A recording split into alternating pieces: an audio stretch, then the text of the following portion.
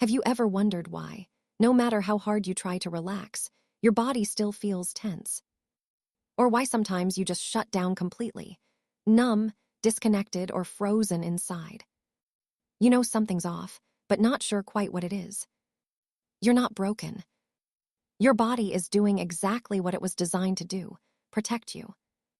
But sometimes, that protection system gets stuck. And that's what we're talking about today. In this video, you'll learn how to recognize if you're living in fight, flight, or shutdown mode, what's really happening in your nervous system, and how you can gently guide your body back into safety, using tools like trauma release exercises, later referred to as TRE, and the science of Polyvagal theory. Part 1. The language of your nervous system. Let's start with a simple truth. Your body is not against you. It's always trying to keep you safe. Every moment of your life, your autonomic nervous system scans your environment and decides, am I safe or am I in danger? This automatic process is called neurosption, a term coined by Dr. Porges, the founder of Polyvagal theory. Neurosption doesn't rely on logic. It's not about what you think. It's about what your body senses. This happens without you noticing. It's an integrated part of your body. When your body perceives safety, your ventral vagal system is active. You feel open, grounded, social, and connected. Your breath is steady. Your digestion works. You can laugh, listen, love, create. But when your body senses danger, your system shifts. It moves into fight or flight, powered by the sympathetic nervous system. Or, if that feels too overwhelming, it collapses into shutdown, controlled by the dorsal vagal branch. Each state is intelligent. Each one is your body's way of saying, I'm trying to protect you. I've been in all of these states, and needless to say, being stuck in fight or flight and in shutdown mode was a true nightmare. If you've been there and recovered, you know what I am talking about. If you haven't experienced these, please watch this video and remember to listen to what your body is telling you. Part 2. The 3 states of the nervous system in Polyvagal theory. Let's explore them one by one, so you can begin to recognize them in your own life. 1. Fight or flight mode, the state of mobilization. This is the state of survival energy.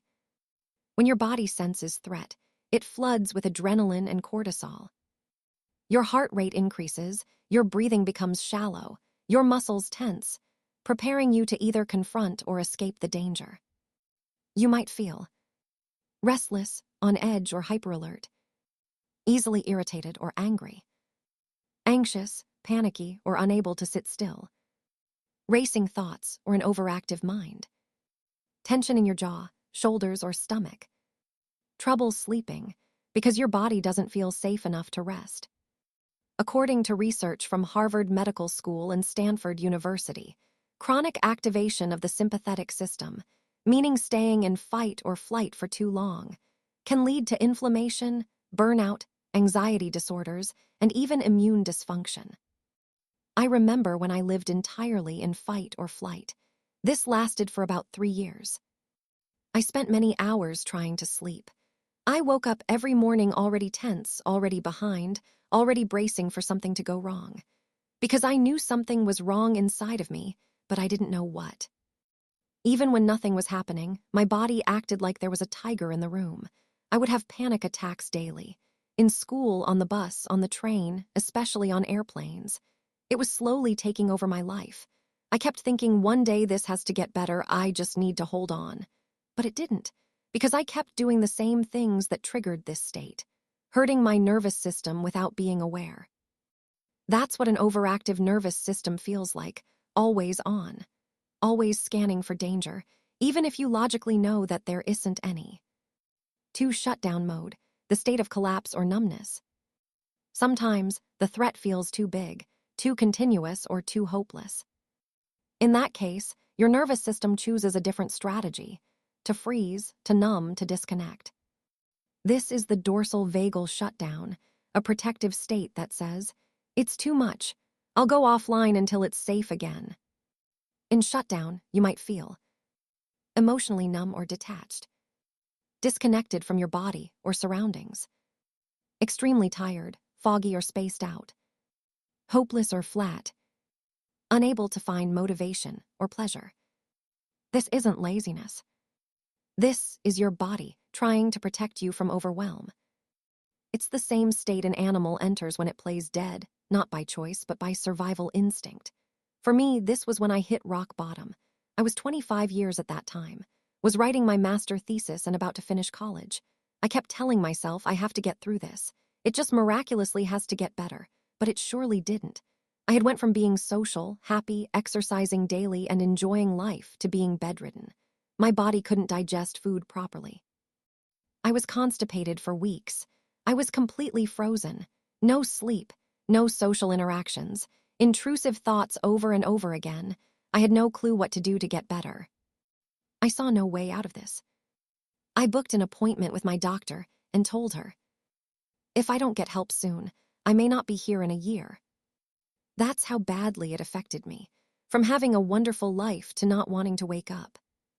Research in trauma therapy, particularly the work of Dr. Peter Levine and Bessel van der Kolk, shows that this shutdown response is deeply linked to unprocessed survival energy trapped in the body.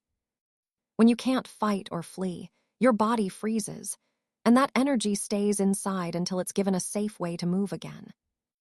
3. Regulated mode, the state of safety and connection. This is where your system feels balanced. Your ventral vagal system is active. You feel grounded, present, calm, yet alive. You can think clearly, express emotions, and connect with others. You might notice a steady, relaxed breath, warmth in your chest or face, natural curiosity or openness, the ability to play, create, or rest, a sense of being in flow. 2 years later, I am in this state. I can express the amount of gratitude I have for this, to smile, enjoy life, feel alive, be with friends, sleep deeply, wake up rested, enjoy the sounds of birds outside in the morning. If you've always been in this state, you're very lucky. It's bliss. It's how life is supposed to be. It's where you're able to create and develop yourself. Dr. Deb Dana, one of the leading polyvagal therapists, describes this as the biological foundation of safety. It's not the absence of stress, it's the presence of resilience. Part 3, a nervous system self-check. Where are you right now? Let's do a quick reflection together. Close your eyes for a moment, or simply turn your attention inward. Ask yourself, how does my body feel right now? Is my breath fast or slow? Do I feel tense, restless, numb, or open? How does my chest feel, open or closed? Am I clenching any muscles? If your heart is racing, your mind spinning, or your muscles tight, you might be in fight or flight. If you feel foggy, disconnected, or unmotivated, you may be in shutdown. If you feel grounded, connected, and curious, you're likely in ventral regulation. Remember, these are states, not identities. You can move between them many times a day. The goal isn't to stay in one state forever. It's to be flexible, able to move fluidly through them as life requires. That's what we call nervous system regulation. Part 4, why we get stuck. So why do some of us get stuck in fight, flight, or shutdown for years? The answer lies in chronic stress and unprocessed trauma. When a stressful event happens and your body doesn't get to complete its natural cycle, shaking, crying, running, or expressing, the energy stays trapped. Over time, the nervous system forgets what safety feels like. It starts to treat normal life as a threat. This is what happened to me. This was so normal to me, I wasn't even aware that there were any other states for my nervous system. I thought everybody was living like this. That's why you might feel anxious even when everything seems fine, or numb even when life looks good. Your body has learned that survival is the baseline. This might be because you have no one to trust with your trauma or feelings. That was the case for me. I was emotionally neglected by my parents. My sister was bullying me very roughly.